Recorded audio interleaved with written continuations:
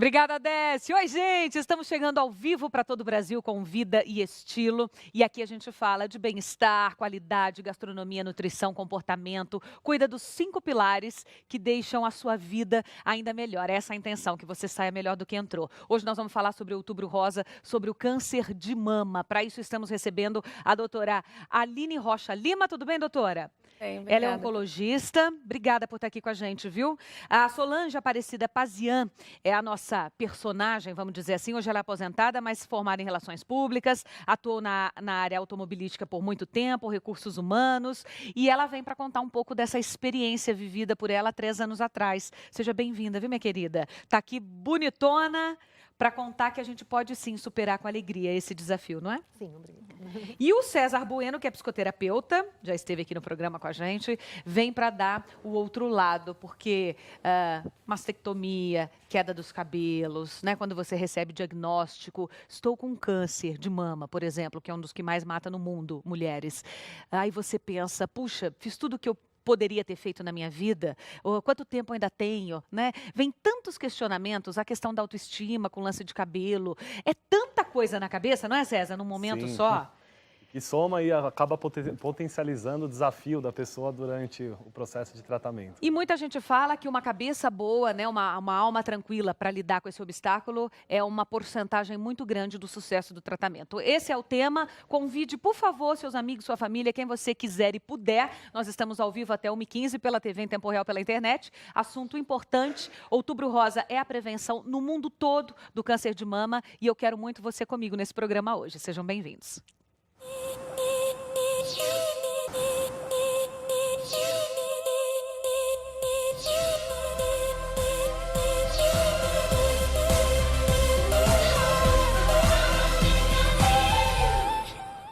Gente, alguns dados para compartilhar com vocês. 25% dos casos de câncer em mulheres no mundo são de mama. Ele é o segundo tipo de câncer mais incidente entre as brasileiras, atrás apenas do câncer de pele. É o primeiro em taxa de mortalidade em mulheres no mundo todo, né? Então, a gente tem alguns diagnósticos aí comprovados aqui, que no primeiro estágio da doença tem 88% de sobrevida em média. Enfim, tem alguns dados importantes. Vamos colocar o teaserzinho da campanha? Aí elas vêm com a camiseta da campanha, peitos, né? É isso mesmo. E nós queremos chamar a atenção. Pode rodar o teaser?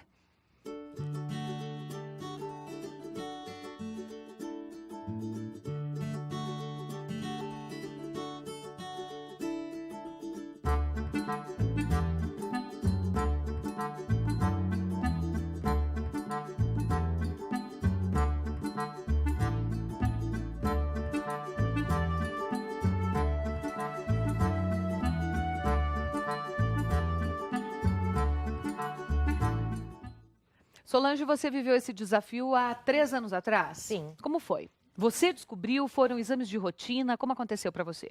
Eu faço acompanhamento a cada ano, mamografia, ultrassom. E durante o período desse 1 ano, eu não tinha o hábito de frequentemente fazer o teste do toque. Eu só eventualmente fazia. E nesse intervalo dos 12 meses, entre um exame e outro, eu, sem querer, assim, eu pus a mão no peito e senti um nódulo. Eu achei estranho, já imediatamente no dia seguinte liguei para o meu mastologista, marquei a consulta, fui, já passei por todos os exames que ele solicitou. Você nunca tinha tido contato com a doença antes? Não. Nem você, nem ninguém da família? Não, eu tenho uma prima de primeiro grau, mas não foi tão agressivo quanto o que eu tive. Tá. E você não sentia nada? Foi só o Não, toque? Você não só. se sentiu indisposta? Não teve Nada. nenhum outro sintoma? Nada, Tá. nada. Fui ao médico e mostrei para ele, eu não esperei dar os 12 meses para completar, para eu procurá-lo. Isso foi a minha sorte, porque eu senti, falei, isso não me pertence, ele não estava aqui. Tá. Fui ao médico, ele pediu já os exames para detectar o que poderia ser. E eu estava tranquila, depois que eu fiz os exames, eu levei no médico sem pensar o que poderia ser. Almocei, fui na clínica. Quando ele abriu o resultado, ele falou para mim, você está com um câncer e é um câncer maligno. E aí? Eu passei mal na hora. Eu tive, assim, a minha pressão caiu, eu era medrosa, né? Porque é uma mistura de sentimentos, é bem aquilo que você falou agora, o que vai acontecer comigo, mas não dá nem para você prever muito no futuro. Aquele momento eu não estava preparada para ouvir isso.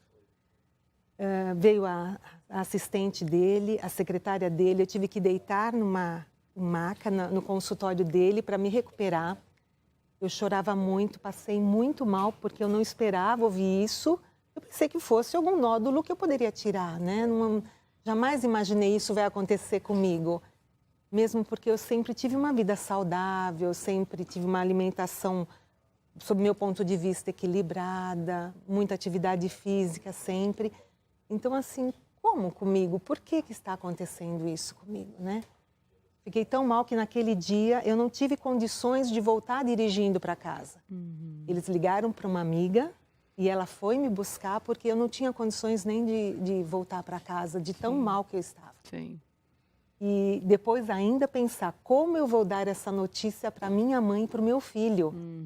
Eram as primeiras pessoas que estavam comigo em casa, né? Sim. Então foi muito, nesse primeiro momento, eu fiquei sem chão, sem mundo. E assim, não consegui nem pensar em qualquer atitude minha daí para frente. Eu estava tentando entender o que estava acontecendo comigo.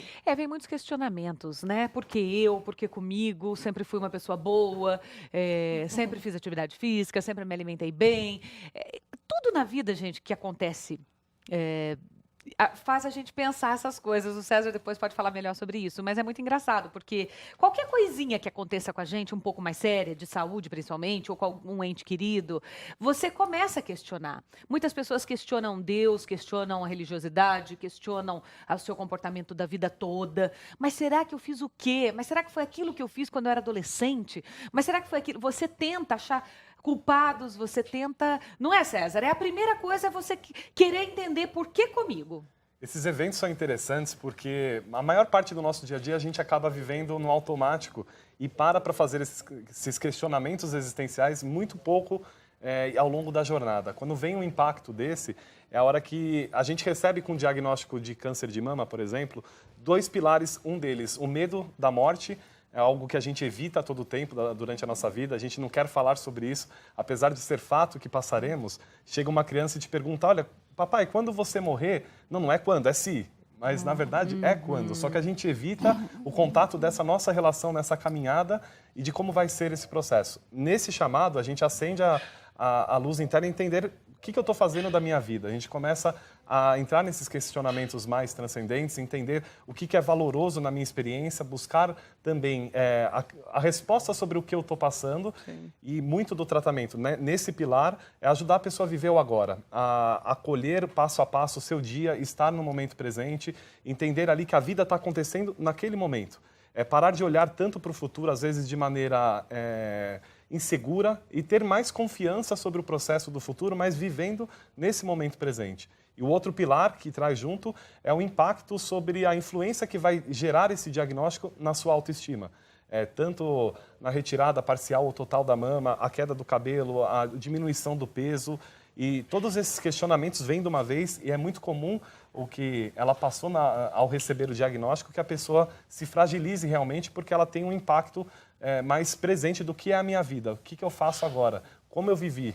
Se fossem meus últimos 5 minutos agora, o que eu teria de experiência, o que eu gostaria de estar vivendo? E aí acha um choque da realidade do que ela está passando, às vezes com as expectativas. Mas é muito bom, eu digo, muitas pessoas veem isso como um momento de fragilidade, quando na verdade é um momento de força. Ela está aqui, hoje com certeza ela falou, eu era medrosa. Quanto de superação ela trouxe que atendeu outras áreas da vida dela em lidar com isso de uma forma mais saudável. O doutor, o que causa o câncer de mama? Por que uma mulher tem, outra não? Então, o câncer de mama, na verdade, a gente chama o câncer, mas são vários cânceres, né? Porque o câncer da Solange é diferente do câncer da amiga dela, que teve o mesmo tamanho, porque, na verdade, o câncer hoje é uma doença multifatorial, você não tem uma causa só. Então, a gente sabe que 90% dos casos de câncer hoje de mama são relacionados ao estilo de vida moderno, digamos assim. Esse estilo de vida compreende vários pilares, como ele falou, passando pelo emocional, pelo pilar da alimentação, né, uma boa alimentação. Mas aí, às vezes, a gente acha que tem uma boa alimentação. Mas, na verdade, tem muita coisa que pode ser corrigida. Porque o caso dela não foi nem genético e nem falta de boa vida, qualidade de vida. Porque ela disse que sempre fez atividade física, sempre comeu bem, né? É magra, quer dizer... Na verdade, assim, a alimentação é uma delas. O fato de você ter um sono adequado também é uma coisa importante para a prática de atividade física. Hoje a gente sabe que a atividade física é um dos maiores remédios naturais que a gente pode fazer para a gente mesmo. Pelo menos 150 minutos por semana é a recomendação da Organização Mundial de Saúde. Se for mais, melhor ainda. É uma atividade física que deve ser moderada a vigorosa. Não adianta só passear, conversando com a amiga. Tem que ser uma atividade física feita para aquele propósito. E outra coisa que a gente tem que pensar é no uso de hormônios, né? Que a reposição hormonal é um fator que foi muito usado no passado, mas hoje é mais usado com moderação, quando realmente há indicação. O fato da obesidade, a obesidade hoje é chamada também de um novo tabagismo, né? Quando a gente tem muita gordura abdominal, principalmente, a gente produz muito hormônio e isso pode impactar diretamente nas células da mama. Então, são vários fatores que a gente pode ficar horas falando sobre eles. Na verdade, não é um só. E tem os 10% que são genéticos, que aí a gente herda, principalmente quando a mãe ou uma irmã tiveram, ou se você tem caso de câncer de mama com a idade muito jovem na família, ou caso de câncer de mama em homens. Então, existem testes genéticos apropriados para serem feitos e o próprio médico pode orientar. Chegou uma pergunta do Marcelo de São Paulo, se homem tem câncer de mama. Homem tem câncer de mama, mas é muito raro, né? Talvez menos 5% dos casos acometem homens. E eles também fazem o tratamento igual a mulher. Eles fazem cirurgia, quimioterapia, também tomam remédio para bloquear os hormônios. Mas como ele é menos frequente, a gente conhece menos ainda sobre a biologia desse câncer. Sim. Tem um vídeo que fala um pouco sobre o assunto. Podemos rodar. 1 em cada 5 pessoas em todo o mundo irá contrair câncer em algum momento de sua vida. O câncer pode afetar todas as partes do corpo. Câncer é um termo geral para um grande número de doenças em que as células do corpo se multiplicam descontroladamente. Células normais se dividem e se multiplicam, assim o corpo pode formar novas células ou repor células velhas ou danificadas. Quando o câncer ocorre, a divisão celular se torna irrestrita, quando não há necessidade para essa divisão. Além disso, as células que se formam têm um formato irregular e não podem funcionar adequadamente. Estas células podem se formar numa massa sólida, chamada tumor benigno. Se o tumor não afeta os tecidos vizinhos, podemos chamá-lo de tumor benigno. Se as células tumorosas também invadem as células vizinhas, nós chamamos isso de tumor maligno. Somente tumores malignos são chamados de câncer. Tumores malignos têm uma tendência de se espalharem para outras partes do corpo. Isso ocorre porque as células tumorosas se separam do tumor e se espalham através da corrente sanguínea ou canais linfáticos. As células tumorosas formam um novo tumor numa outra parte do corpo, chamado de uma metástase.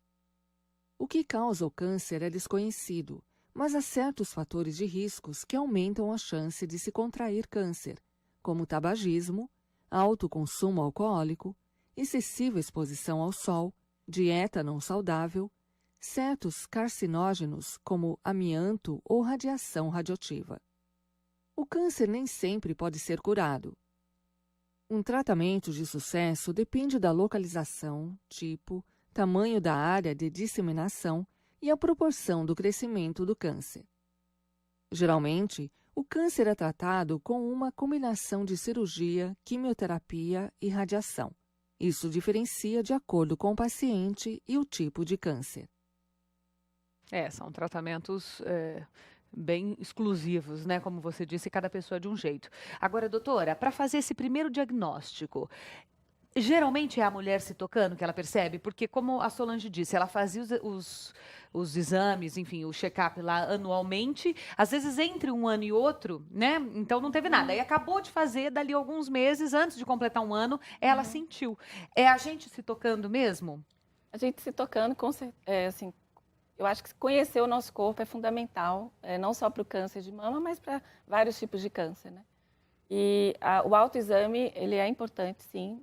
A mulher que ainda menstrua, ela tem que ter muito cuidado para fazer esse exame, porque ele tem que ser feito, geralmente, 1 semana após a menstruação. Porque na data prévia à menstruação, a mama está mais inchada, pode ter falsos caroços, né? Você acha que é Tem uns nódulo. nódulozinhos que às vezes é de gordura, não tem? E a própria glândula que aumenta, ela incha, né, no período pré-menstrual. Então, esse exame não deve ser feito pré-menstrual ou durante a menstruação. Para fazer o exame, tem que colocar a mão aqui atrás? A mão atrás da cabeça, com a mão contralateral, você vai rodando toda a mama no sentido, né, do anti-horário e tentando sentir. Mas, assim, o ideal é que um profissional examine se você tem alguma suspeita, porque na grande maioria das vezes não é nada, né? A gente acha que tem um nódulo e na verdade não tem. Mas, na dúvida, é melhor ir, porque num profissional. vai que é. Pode né? ser uma enfermeira do posto de saúde, Sim. pode ser um médico de sua confiança. Algum outro sintoma, fora o caroço no seio, que a gente, com o autoexame, identifica? Então, você pode perceber, às vezes, comprimindo o mamilo, sair uma secreção para a mulher que não está amamentando, é um sinal de alerta. Às vezes pode sair uma secreção amarela, às vezes sangue. A mudança, o mamilo ele era para fora, de repente ele fica invertido. A pele pode ficar vermelha, endurecida, com aspecto de casca de laranja. Mas isso são aspectos que a gente não quer que a mulher identifique nessa fase. Sim. Porque essa fase já indica que o tumor já está mais avançado. O que a gente quer é o diagnóstico precoce, que é para poder alcançar maiores taxas de cura. Eu vou te perguntar de forma leiga, porque é a pergunta da mulher ou do homem, de quem está em casa assistindo. O que eu chamo de um diagnóstico precoce e o que não é precoce, em termos de tempo mesmo? Essa coisa de 1 ano. Então, eu fiz a bateria agora em julho. Até outro julho. Se eu só descobrir depois de 1 ano, isso é chamado precoce ou não? O que é? Quando a gente fala precoce, a gente está dizendo de tamanho do tumor. Entendeu? Assim, um tumor de 1 centímetro, ele tem 95% de chance de cura. Um tumor detectado com 5 centímetros, ele já vai ter talvez 60%, 50% de chance de cura. Então, o precoce no sentido não é em relação a tempo, é em relação a desenvolvimento do tumor.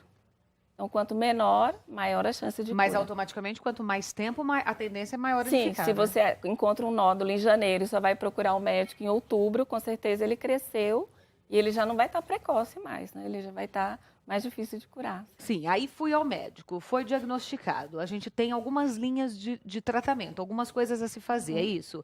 Quando a pessoa diz é benigno, é maligno, o que influi isso no tratamento? Então, o tumor benigno, ele não é câncer. Então, se você tem um nódulo benigno na mama, o que você tem que fazer, às vezes, é só observar, acompanhar com exames de rotina, ou às vezes é preciso fazer uma biópsia para ter certeza que é benigno ou não.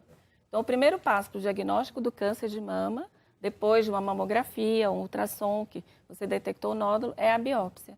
Nessa biópsia vai ser retirada uma amostra, que pode ser feita guiada por um ultrassom, ou o próprio mastologista pode fazer. E aí essa biópsia vai para o microscópio, que tem um médico patologista. Então, é muita gente que coopera, né, para que isso aconteça. O patologista vai olhar a célula e vai falar, essa célula é maligna ou não. Aí ele solta o resultado, que vem para o médico que pediu o exame ou para o paciente entregar ao médico, e aí o médico vai contar para o paciente. É o que a Solange viveu. Então, se for benigno, como disse você, existem alguns outros tratamentos. Às vezes é só observar, às vezes tem retira porque está incomodando, está doendo, está no local que o braço pega muito. Então, e se for maligno, quais são os caminhos? Se for maligno, depende do tamanho. Se o tumor for pequeno, geralmente menor que 3 centímetros, você opera de cara, faz a mastectomia ou uma cirurgia conservadora. O que é a cirurgia conservadora? É que dependendo do local que o nódulo está, você consegue tirar só o quadrante em volta do tumor, tirando um pouco de células benignas em volta, células normais, para garantir que saiu tudo, né? E complementar esse tratamento com radioterapia, no tumor pequeno. A radioterapia não cai cabelo, nada, não, é aquele que queima, né? É uma radiação, né? Na verdade, ela pode induzir uma vermelhidão na pele, isso parece uma queimadura. Sim. Mas assim, hoje com os aparelhos cada vez mais modernos, esses efeitos vêm sumindo, né? Tá. Então, a gente tem conseguido diminuir cada vez mais isso. Então, se for um tumor pequeno, tira aquela parte e faz entra a com a radioterapia. rádio. Tá. Dependendo do que vem no resultado da biópsia do tumor, é indicado fazer ou quimioterapia e um tratamento à base de hormônios. Isso se for maior. Não, mesmo no menor. Mesmo pequeno? Mesmo no menor. Tá. À base de hormônios para você bloquear as células que porventura tenham escapado desse nódulo e para que elas não cresçam e não formem metástases. Né? E se for maior? Se for maior, a gente entra com estratégia diferente. A gente faz a quimioterapia toda antes, você reduz esse nódulo, às vezes ele até some, desaparece, e com isso você vai operar depois. Então, com esse tratamento, você faz com que o tumor fique menor, faz uma cirurgia mais conservadora, talvez não é necessidade de uma mastectomia, e você observa também se a pessoa é sensível ao tratamento, se é um tumor menos agressivo ou mais. Infelizmente, tem casos que você faz a quimioterapia e o tumor continua crescendo como se nada tivesse acontecendo. Então, isso indica pra gente que a gente tem que usar medicamentos diferentes, estratégias diferentes para aquele caso. Né? Como foi o seu, Solange? O teu tratamento? Como vocês optaram? O médico disse, o caminho é esse. Sim, o meu mastologista me indicou a cirurgia e disse que devido ao tamanho, era pequeno, tinha 1 centímetro e pouco, quando fizemos os exames, mas ele era agressivo. Então, depois da cirurgia, ele já tinha aumentado bem de tamanho. O período que eu tive para fazer os exames pré-cirúrgicos já foi o suficiente para ele se desenvolver um pouco mais. Então, isso foi muito... A minha corrida contra o tempo para cuidar desse assunto foi muito importante. Quando a gente detecta isso, não é ficar em casa chorando ou lamentando. Sai e vai em frente porque ele está com você e você tem que resolver. Está na sua mão, está no seu peito, você tem que resolver isso. Aí você primeiro operou ou primeiro fez? Não, eu fiz a cirurgia primeiro, eu fiz mastectomia. Tá. E saí com a prótese no mesmo dia, na mesma cirurgia já foi colocada a prótese. E eu fiz a quimioterapia depois da cirurgia. Perdeu o cabelo, todo esse processo? Perdi cabelo e... assim, o período de quimioterapia para mim, quando eu fiz a cirurgia, o Dr. Max Souza, que é o meu mastologista, me indicou a doutora Aline, na Oncologia DOR, e fui para lá, sem saber como seria. Primeiro eu espantei quando ele falou para mim que eu ia ter que passar por oncologista, porque para mim, assim... Tudo era uma novidade. Eu sabia que poderia ter risco, mas falei, como oncologista? Já não fez a cirurgia? Sim. Não. Fui para lá. Quando fui atendida pela doutora Aline, me emociona até de dizer, porque quando eu comecei a assim, chorar muito no consultório, ela se levantou, me abraçou, assim, me deu um colo, que foi uma coisa muito importante para mim naquele momento, porque a gente fica muito fragilizada, né? E eu lembro que em todo momento, eu estava no Outubro Rosa quando eu fiz a cirurgia. Então eu ligava a televisão Outubro Rosa. Aí eu falei, gente, eu não quero mais ver, porque tudo me levava a me afundar naquele momento. Mas eu vi uma vez uma entrevista dizendo que 1 entre cada 10 mulheres tinham câncer de mama. E naquele momento eu não tive nenhuma questão, por que eu? Muito pelo contrário, eu disse, se eu tenho que agradecer é porque eu fui essa escolhida, porque eu via tantas pessoas com dificuldades de não ter um convênio, de não ter uma estrutura para poder se cuidar rapidamente, que eu acho que o fato de eu ter tido um câncer de mama, eu poupei a vida de outras 9. Então, não vou me considerar a coitada da situação. Não, eu vou em frente e vou fazer tudo o que for necessário. Importante foi confiar muito, tanto no meu mastologista como na doutora Aline. Confia e siga o que eles falam. É lógico que a gente conversa muito, a gente cria um vínculo muito grande de amizade com os médicos, porque eles estão ali para nos socorrer e tirar todas as dúvidas. Dividir, hein, César? Quando você recebe esse diagnóstico e tem que compartilhar com a família, e eu te digo, eu tive essa experiência com a minha avó, que teve também no ano passado, E eu me lembro que quando a gente chegava para conversar com o médico e ele falava, vai dar tudo certo. Ele falou, aliás, eu vou deixar um beijo para ele, que é o Dr. Tony, Dr. Antônio, lá do Hospital de Câncer de Barretos, Henrique Prata. Um beijo a toda a família de lá, que sempre nos acolhe tão bem. É um hospital 99% SUS, que traz um dos melhores atendimentos, Sim. vocês conhecem também tão bem.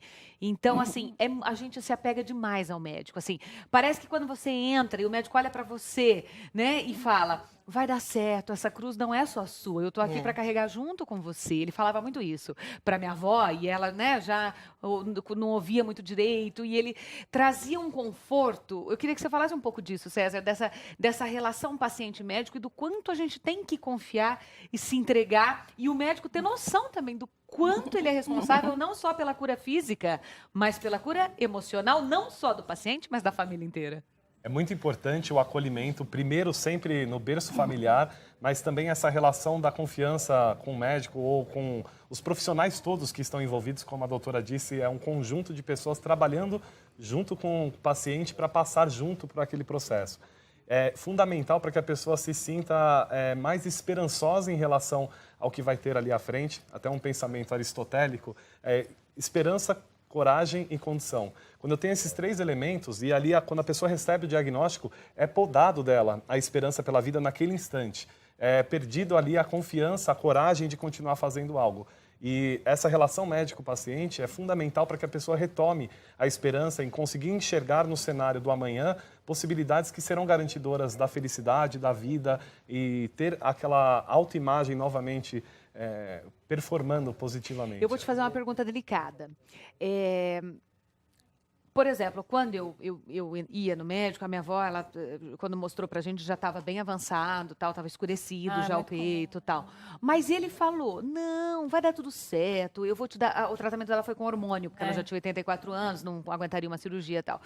E vai dar tudo certo, você vai tomar esse... um remedinho desse tamanhozinho, você vai tomar isso aqui todo dia, 11 da manhã, acabou por 10 anos, 20 anos, o tempo que você viveu, trouxe, assim, uma vida para a nossa vida naquele momento, e foi o que aconteceu. Ela começou a tomar o remédio, em pouco tempo, praticamente desapareceu tudo. Não se operou, fez uma mastectomia sozinho. E alguns médicos trazem um pouco da realidade para o paciente e para a família com dados tipo, olha, não tem o que fazer, você tem mais 6 meses de vida, ou passa isso para a família. Como que você acha que tem que ser esse posicionamento da verdade? Eu acho interessante, na Alemanha, hoje eles têm uma abordagem que está se espalhando pela Europa e muito provavelmente em breve estará no Brasil. A gente trabalha muito no amadurecimento do como a pessoa pode receber a notícia, porque de fato é fundamental e importante que ela entenda as condições que ela tem, a ter o encontro com a realidade vai ajudá-la a viver melhor aquele período, mas o amadurecimento para que ela receba essa notícia e consiga então aproveitar a vida dela, seja 1 ano, 6 meses, 10 anos, entendendo que a vida está no agora, nesse momento, que ela pode aqui, independente do que amanhã possa acontecer, porque o amanhã de fato só vai existir quando ele for agora.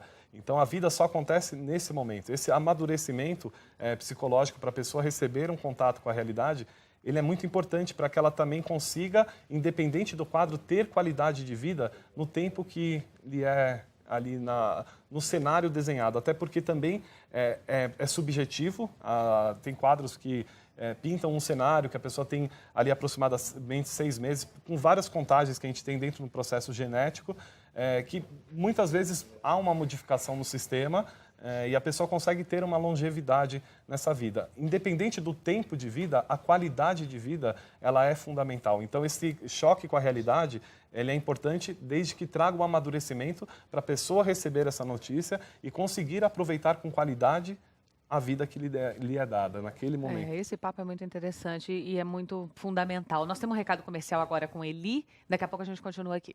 De volta ao vivo, falando sobre Outubro Rosa, prevenção ao câncer de mama. Doutora, por que algumas mulheres, no momento da mastectomia, da cirurgia, já podem colocar prótese e sair de lá, né, com seus peitos reconstruídos e tal, e outras não? Bom, a gente tem alguns fatores. Primeiro, assim, a característica da mama.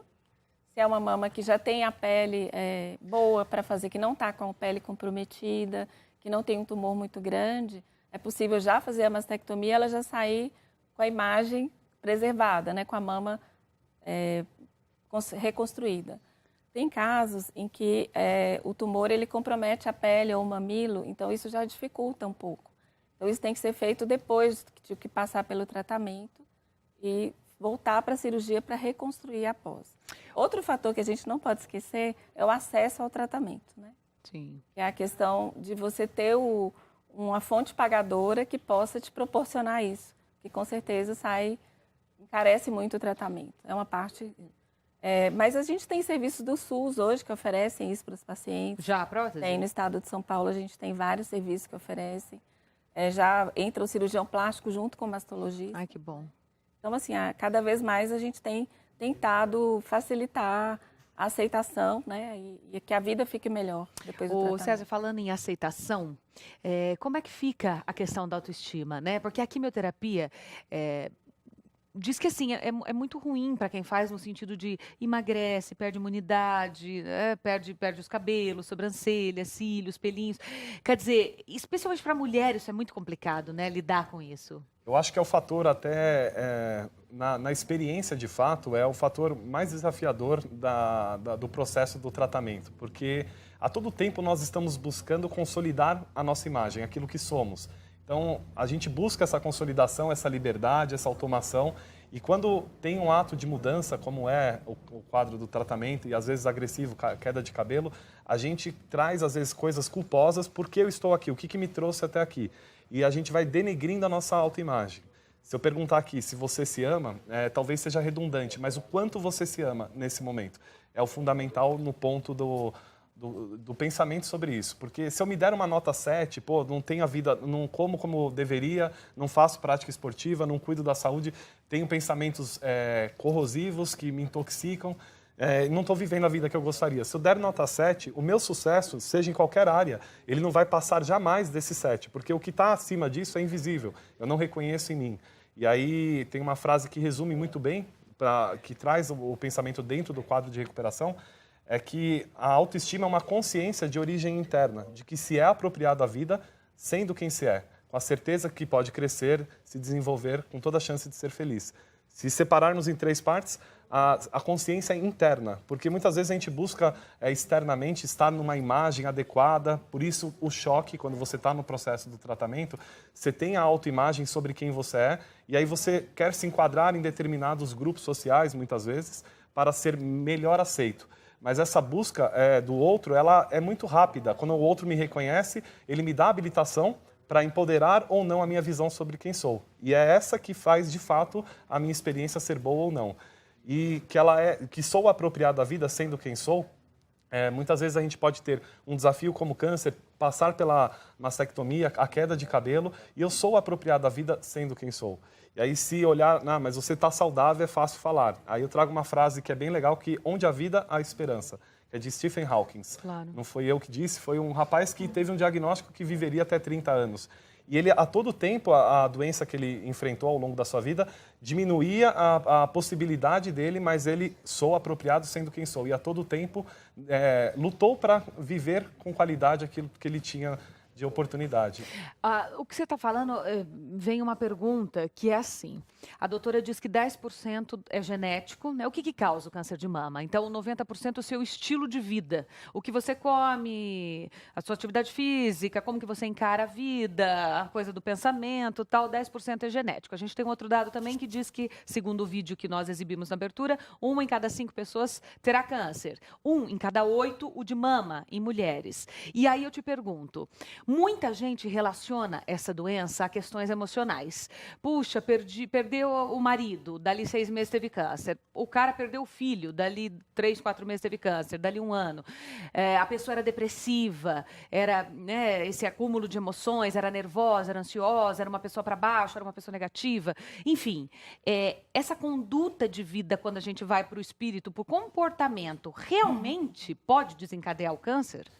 Tem várias pesquisas hoje, isso são dados ainda não conclusivos, não são publicações, mas várias pesquisas nessa área indicam a nossa relação corpo e mente. Eu vou resumir aqui, basicamente, os nossos padrões de pensamentos, eles são traduzidos por uma glândulazinha chamada pineal, que joga uma série de neuropeptídeos, célulazinhas carregando informação. Então, se eu estou aqui processando, estou doente ou minha vida é ruim, eu estou jogando informações no corpo através dessas células que vão acionar tanto no sistema nervoso, endócrino e principalmente no imunológico,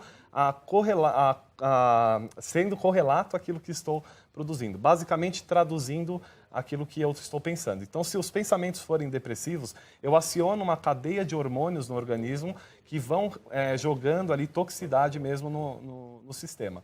O que é bom nesse processo? Se ele causa ou não, a gente tem linhas, que a gente conversou até aqui previamente, como a autoscopia. O trabalho o mais forte que eu faço é com a hipnose, a programação neurolinguística.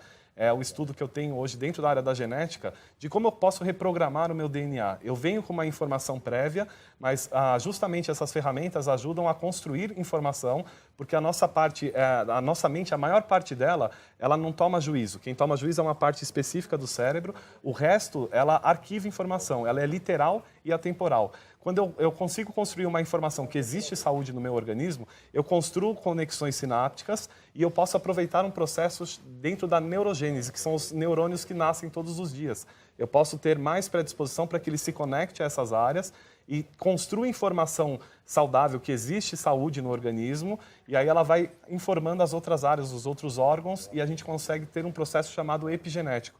Tem um trabalho legal de um cientista chamado Joe Dispenza, que ele tem dentro dos quadros, câncer é um deles, trabalhando apenas com o efeito placebo e a reprogramação mental, que é muito do que a gente trabalha dentro da hipnose e da PNL. Agora, a Solange teve a experiência dela de 3 anos atrás, que ela foi diagnosticada com câncer de mama, graças a Deus se curou, está aqui, bonitona, cheia de vida. Foi depois do seu divórcio, né? Foi. Eu quero que você conte isso, mas é já depois do intervalo.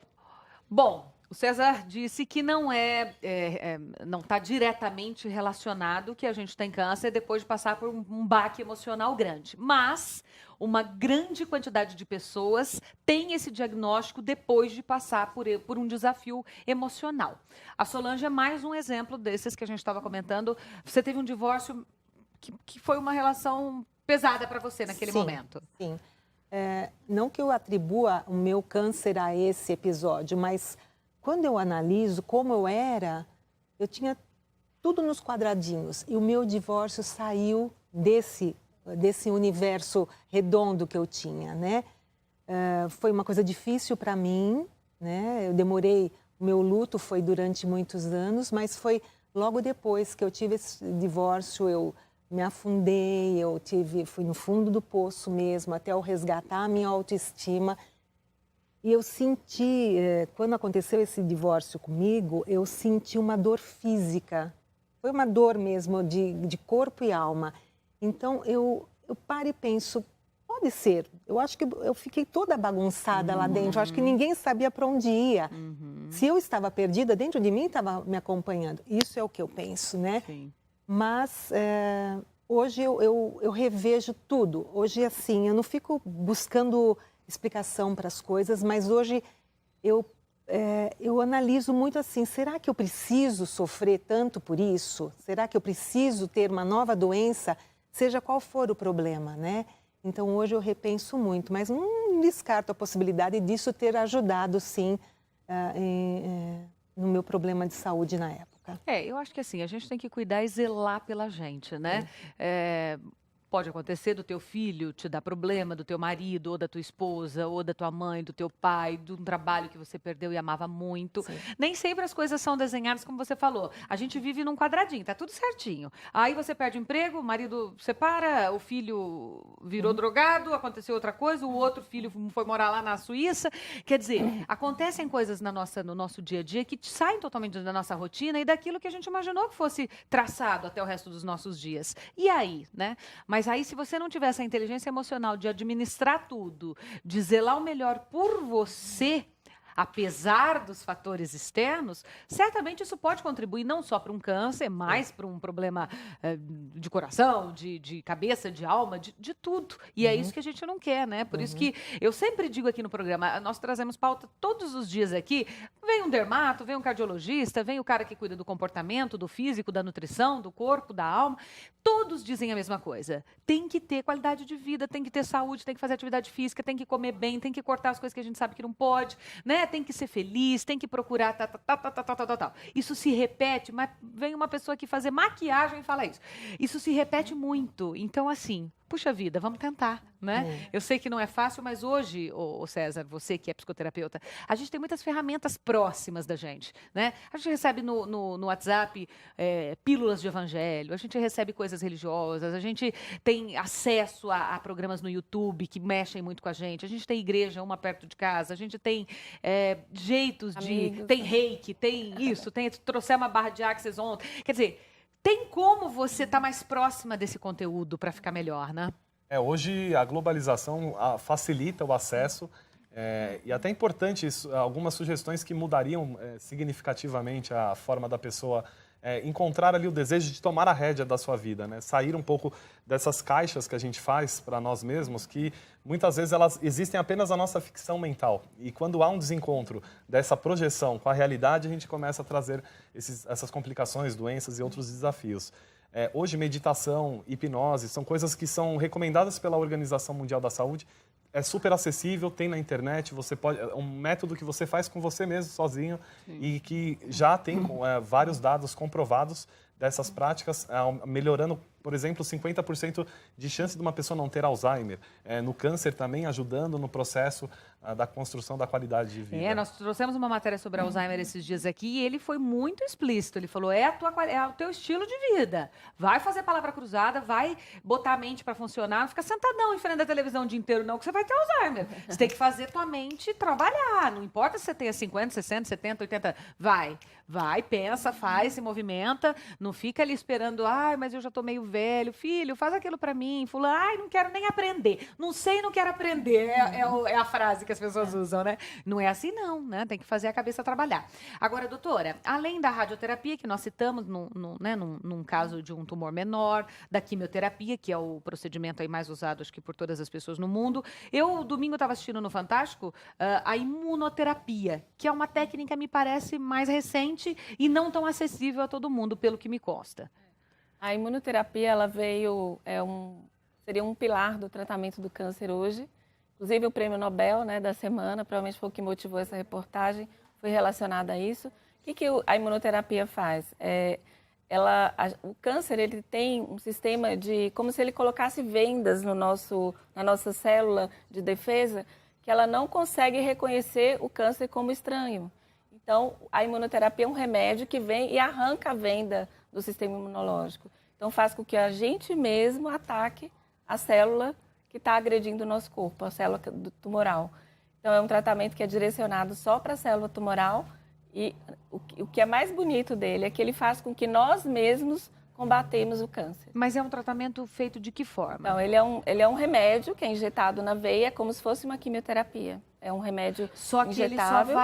Ele só vai no tumor, na coisa ruim. Ele vai porque a quimioterapia diz que ela mata o ruim e o bom. Isso, por isso que a pessoa fica tão tem debilitada. tantos efeitos colaterais. Mas a imunoterapia não, ela age só tirando a venda do sistema imunológico para que ela reconheça que aquela célula não tinha que estar ali e ela ative o sistema de defesa para destruí-la. E fazendo a imunoterapia, não faz a quimioterapia, eliminou. Às vezes, uma coisa ou outra. Já tem doenças como câncer de pulmão, em alguns casos, que a gente associa os dois tratamentos, com resultados muito superiores do que cada um isolado. A gente lê muita coisa, né, falando mal da quimioterapia, né, dizendo que tem que se inventar uma outra coisa melhor, porque Sim, ela deixa o organismo nós oncologistas concordamos com isso, mas é o que nós temos. Né? E porque o que você vê muito? A pessoa não morreu do câncer, não, se curou, mas dali 6 meses ela morre de uma gripe, ela morre de qualquer outra coisa, porque a imunidade fica muito baixa, né, então ela fica muito receptiva a qualquer outra coisinha que leva a sua vida. Nesse momento, é por isso que tem que ter um acompanhamento. Mas mesmo assim, às vezes, dependendo da doença que ela tem, uma doença do sistema linfático, uma doença que mexe profundamente com a imunidade, é necessário realmente muito tempo para controlar essas infecções. Mas a grande maioria dos tumores, como mama, que é o que nós estamos falando, essa recuperação é rápida, não é tão profundo o acometimento do sistema imunológico na quimioterapia. Olha, para a gente assim, encerrar aqui o nosso papo, eu sei que tem muita coisa para dizer e eu comentei com eles no intervalo. Nossa, eu ficaria o dia todo aqui conversando com vocês, porque é tanta coisa que dá vontade da gente perguntar. Eu imagino você aí em casa que também tem essa, né, curiosidade de saber muita coisa dessa consulta gratuita aqui que a gente oferece para todo o Brasil. Vamos falar um pouco, para encerrar, do poder do pensamento nisso tudo, né? Eu comentei com você de uma pessoa próxima a mim, uma amiga, e que quando ela foi fazer, ela descobriu um câncer de medula muito sério e tal. A primeira vez que ela fez a quimio, ela me mandou uma foto sentada na cadeira ali do hospital com a quimioterapia, e era um amarelinho, um verdinho, aquele monte de saquinho, né? Como se fossem os soros ali injetados. E ela fez uma foto sorrindo e me mandou: olha, Amanda, minha árvore da vida. Tô mandando essa foto para que você veja. Aqui tem todas as vitaminas, tudo que eu preciso para ter uma vida melhor, para me curar. Então, olha que coisa linda, tal.